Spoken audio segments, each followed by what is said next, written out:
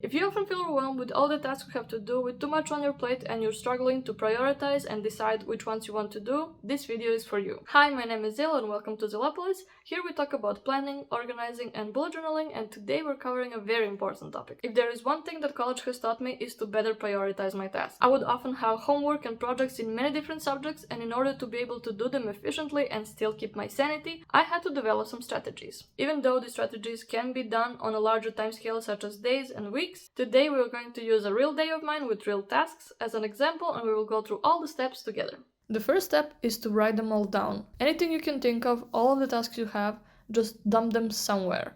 And please include self-care tasks such as night routine, dinner, shower, and so on. I usually do not write them down in the section of my weekly where that day is. I either use the weekly part or sometimes I use a sticky note or an external piece of paper, but the important part is to leave this part completely empty. The second step is to give them a priority number, and this is going to be loosely based on the deadline. I usually use numbers 1 to 3, with 1 being something that has to be done today, and then 2 and 3 being near or far from the deadline. And the only rule I will give you for this is that only 1 to 3 tasks can have priority number 1. Trust me, this is super important, so only a couple of your things can be priority number 1. The third step will be an approximate of how long each task takes to complete, and I usually go in the increments of 15 minutes, so it's either 15 minutes, 30 minutes, 1 hour, and any other projects and stuff will be 1+ hours, so something that I will have to keep working on every day. In my case, those examples are editing my YouTube video, which usually takes me a couple of hours, and I spread that into a couple of days, and then also working on my bullet journal theme, which also takes a couple of hours, and I usually spread it into a couple of days. For smaller tasks, this will include anything that you can quickly do, such as tidying up and doing the papers or inputting our spending. And then we have these middle-length tasks such as the dinner, which include both making and eating the dinner, and the shower, which includes taking the shower and then drying my hair. Step number 4 is to think about the time frame, and in my case that means when can I start working on these tasks and when will I have to stop working on these tasks. And for me that means I get home from work at around 6 and I usually like to go to sleep at 10:30, so that's the timeline that I'm working with. If I was planning something during the weekend, that would be a much bigger time frame, but this is for this example.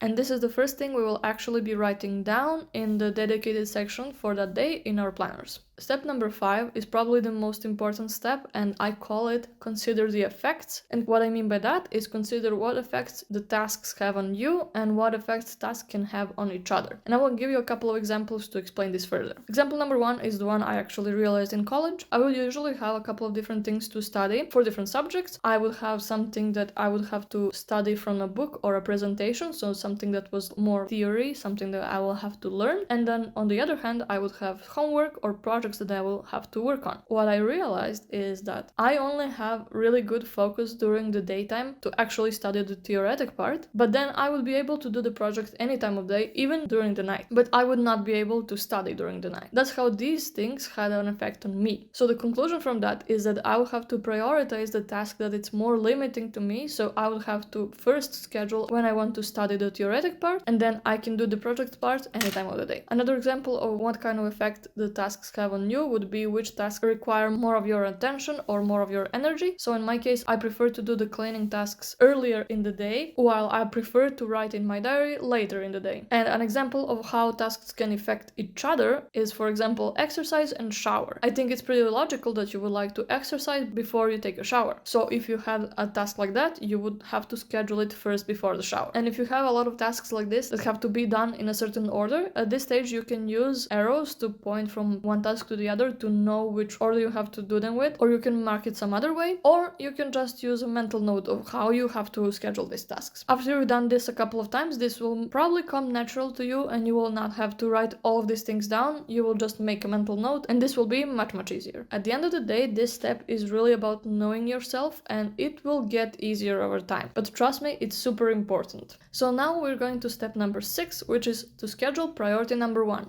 In my case, that's just dinner and shower, and I am now thinking about when I will be hungry, which leads me to put the dinner and shower from 7:30 to 9. That gives me about an hour and a half before and after to do my tasks. This is super important because now you have dedicated the time for the most important things, and I know this sounds ridiculous that it's dinner and shower because those seem like something that are not making you super productive, but they are super important because they are about your health. So don't feel bad at all. We can now move to step number 7, which is look if there is anything you can do another day or delegate to another person. And this is very personal decision how you will decide what you want to move or delegate to another person. You can choose based on the priority numbers we have given them or just what you feel like doing that day. You do not have to move everything because we have already scheduled the most important part, but if you do find something, you have my permission to move it to another day or to another person. In my example, I decided to move cleaning out the bathroom for another day, and I also decided to move the shopping because my estimate of 30 minutes could be completely correct, which would be great, but it could be completely incorrect if there are a lot of people in the store. So I decided to move that one for tomorrow as well as cleaning the bathroom. As for delegating, I agreed with my husband that he would make the dinner, so he prepared dinner while I did some other stuff. Step number 8 is to look for things that you can do in parallel or things you can cut the time of. In my example, when I was planning my day, that would be learning German. If you didn't know, that is a task I did because of my yearly goals. You can watch that video as well. And there are a couple of different things that I count as learning German. One of them is actually sitting down and learning. One of them is doing Duolingo. But another thing I also count is watching a show or a podcast in German. And I realized that I can do that while I do my other tasks, or I can even do that while I commute back from work, which is exactly what I ended up doing.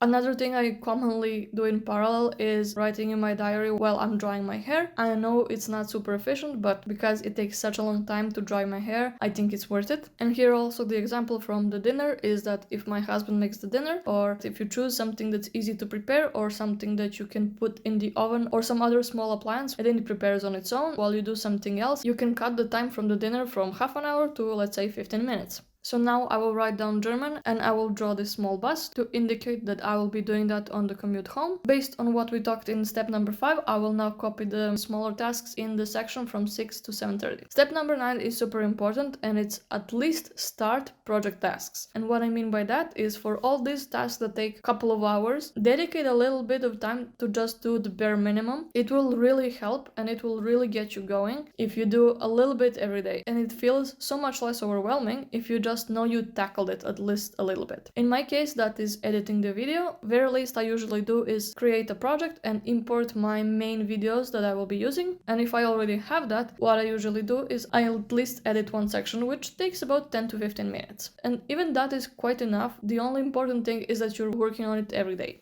Step number 10 is to follow through. And I know everyone says this, but what I mean by that is that at 7:30, whatever you were doing before that, stop it. Leave it at that. We are now focusing on priority 1 tasks, and everything else is lesser priority, not as important, we can leave it for another day. Trust me, you will have to learn to stop doing the less important things to make room for the more important things. So at 7:30, I tidied what I tidied, it's fine, I will have to start working on my dinner. Again, if we only do priority number 1 tasks for that day, it is completely fine. If other tasks were as important, they would be priority number 1 and not this one. So don't feel bad, do what you can.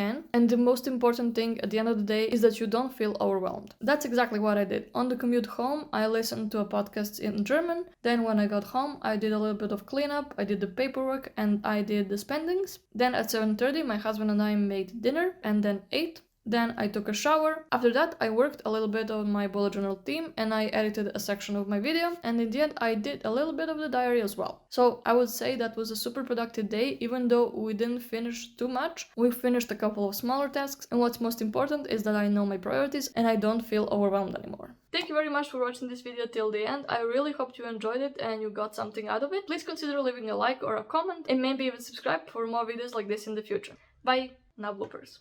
To be using earlier, I'm going to use it one more time. We're going to be going. Hi, my name is Zilopolis. Hi, my name is Zil, and welcome to Zilopolis. If you liked, thank you very much for watching. Maybe even subscribe.